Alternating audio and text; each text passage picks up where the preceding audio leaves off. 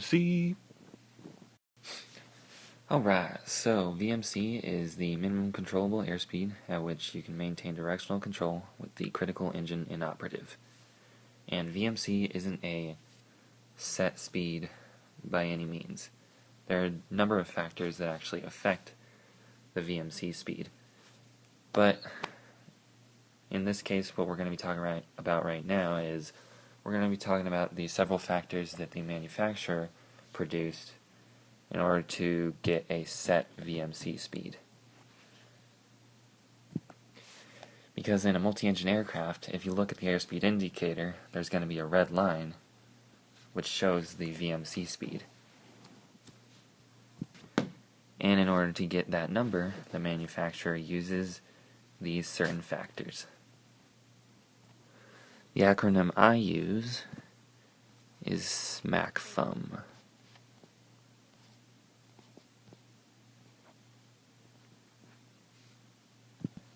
Boom, and there it is. Standard day conditions, meaning 299 or 2 inches of mercury, 15 degrees Celsius. You've also got the maximum power on operating engine, aft center of gravity, critical engine prop windmilling, flaps up, gear up, trim for takeoff, up to 5 degrees bank, and the most unfavorable weight, meaning a lighter aircraft than a heavier one. Now, all of these factors are trying to increase VMC speed, except for the U, up to 5 degrees bank. That one is actually helping you and decreasing the VMC speed. Alright, so let's first talk about standard day conditions and how they affect VMC. So with standard day conditions,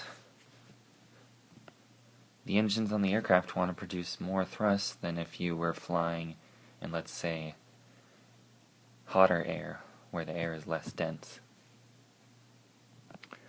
So let me draw 2 aircraft.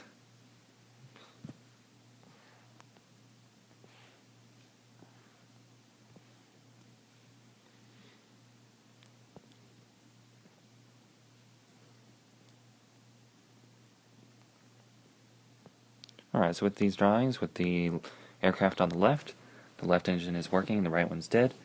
Aircraft on the right, the left engine is dead, and the right one is working.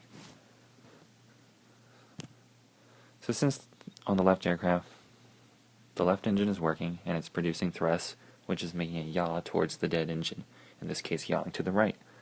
With the aircraft on the right, the engine on the right side is yawing it to the left. Now when you have standard day conditions, the aircraft is producing a lot of thrust than if you were in other than standard conditions. So since it's producing more thrust, that's adding on to the asymmetrical thrust.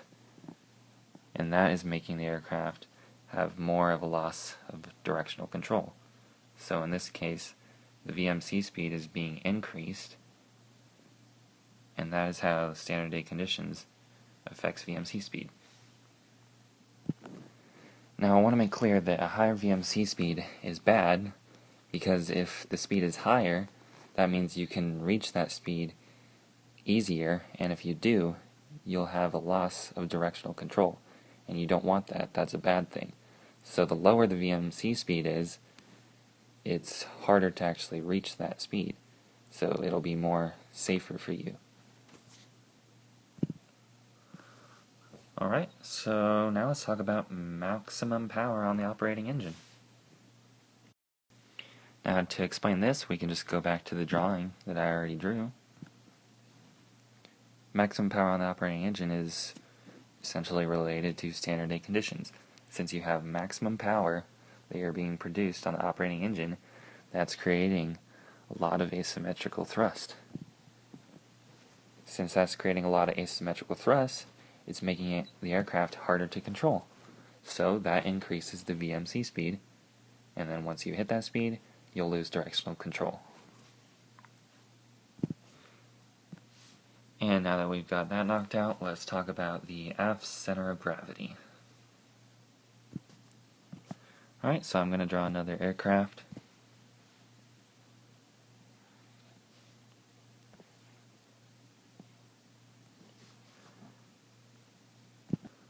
So normally, let's say the center of gravity was located right here. But with these factors, they say that to have a aft center of gravity. So let's say we'll put the center of gravity right here. Now the main control surface that helps oppose asymmetrical thrust and produce more directional control is the rudder. So if you have an aft center of gravity, the rudder won't be able to produce as much controllability. As you can see with this aft center of gravity, you have a small moment arm. That means that the rudder is going to be less effective. Think of it like this. Let's say we had a teeter-totter. Here's a teeter-totter with a 50-pound weight on one side. Now, if you tried to apply force on the very end of the teeter-totter, you might be able to push that weight up. And if you decide to apply force on the inside instead of the outside, it's going to be a lot harder to lift that weight up. So, to correlate, having a longer moment arm is like pushing on the outside of the teeter-totter. Having a shorter moment arm is like pushing on the inside of a teeter-totter. Pushing on the outside would be a lot easier than pushing on the inside. So now we can go back to our plane. And as you can see, when the center of gravity is more aft, there's a shorter moment arm, so that means it's harder to maintain directional control. Also, let me draw some propellers here. The moment arm from the aft center of gravity to the propellers is also pretty long. Therefore, the propellers are going to be producing more of a force than if the center of gravity were closer. So in summary, with an aft center of gravity, VMC speed increases. Alright, so now let's talk about the critical engine prop windmilling. Let's draw another aircraft.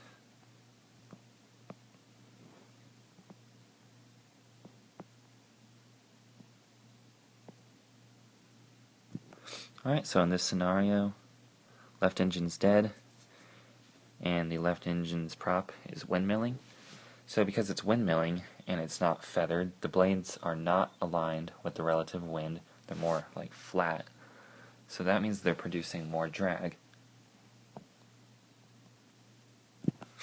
Because of this, it's adding on to the asymmetrical thrust produced by the right engine, making the aircraft less controllable and increasing the VMC speed. Next on the list is flaps up, gear up, trim for takeoff.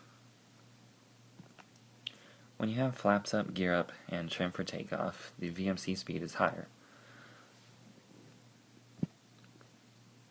So let's talk about if the flaps were down and the gear was down.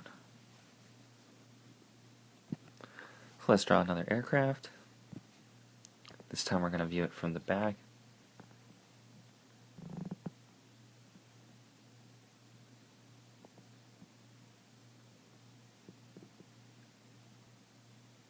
And here's the flaps.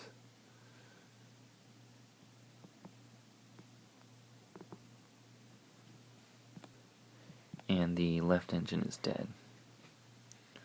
So on the right side, the right engine is producing a lot of thrust, but it's also producing a lot of drag because the flap is down on the right side. So let's talk about asymmetrical thrust. Since the right engine is working, it's going to be yawing the aircraft to the left. Because the flaps are down and the right engine is working, that means the flap on the right side of the aircraft is producing more drag than the left side because there's more airflow flowing over the right flap. since it's producing more drag, it wants to pull the right wing back and move the nose slightly to the right. This will counteract asymmetric thrust and lower VMC speed, so the manufacturer doesn't want that. By putting the flaps up, that's going to increase VMC speed because you don't have any flaps to produce drag and counteract that asymmetrical thrust. Now with the gear down,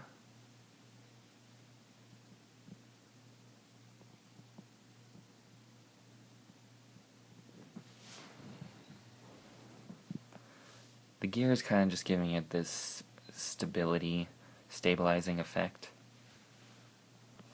Also, as the nose gear's coming down, it's actually increasing the center of gravity more forward, and that means that VMC will decrease because that's going to make a longer moment arm from the runner to the center of gravity, which increases the rudder's effectiveness. So by putting the gear down, it's going to decrease VMC speed. And as for trim for takeoff, the manufacturer just uses that as their set point. There really isn't any reason, they just decided to use trim for takeoff. Alright, now let's talk about up to 5 degrees bank. If you bank up to 5 degrees, that's actually helping you, and that's going to be decreasing VMC speed. Because let's just say you're in straight and level flight, and the left engine is dead, so the right engine is producing asymmetrical thrust, and yawing and pitching and rolling you to the left. Alright, so let's say the aircraft was banking 5 degrees to the right.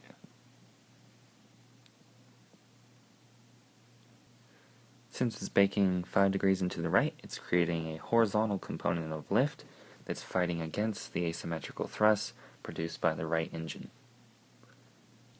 Because of this, it's increasing your controllability and therefore decreasing VMC speed. Next on the list, most unfavorable weight. So, when we talk about most unfavorable weight, we can relate it to the previous drawing that I just did, where the aircraft is banking to the right 5 degrees. So let's make this guy a little smaller, we'll put him over here. First, let's talk about an aircraft in straight and level flight.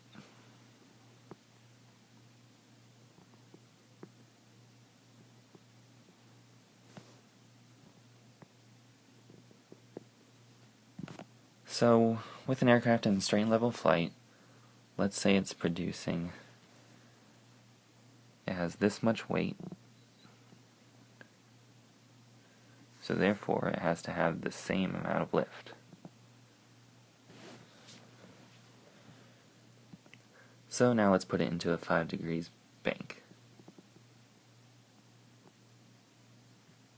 Oh, and of course, the left engine is dead. So as it's banking to the right, it's creating that horizontal component of lift. So the total lift would be about this size. And then that's going to be counteracting the asymmetrical thrust that's yawing and rolling and pitching it to the left. Now let's say that the aircraft was lighter than what it's currently at.